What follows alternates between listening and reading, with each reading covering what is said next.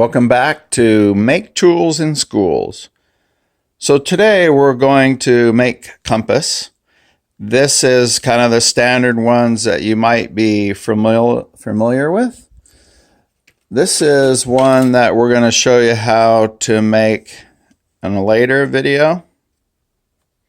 But what we're making today is like a bar compass. The pointer, I made this one way back in college. The pointer adjusts so you can pivot. And ours is going to be made similar to this, where it travels up and down the paint stick. Place, spin. So the main ingredient are these clothespins.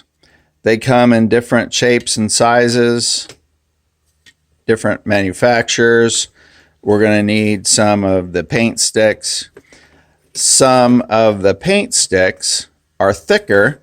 Some of the clothespins are thinner. So some of them don't fit together very well, and some of them do. So you're going to have to play around with those combinations. So this one here, the first step is you want to glue up the location for your pencil to be secured. And that's at this end. This one here is going to travel up and down, and it's going to have a pin on it. You can also use ones like that.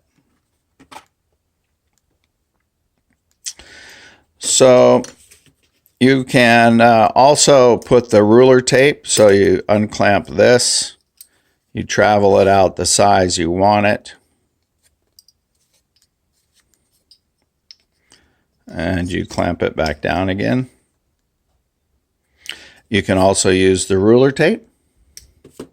So pretty simple. This one, the pencil is secured by rubber bands.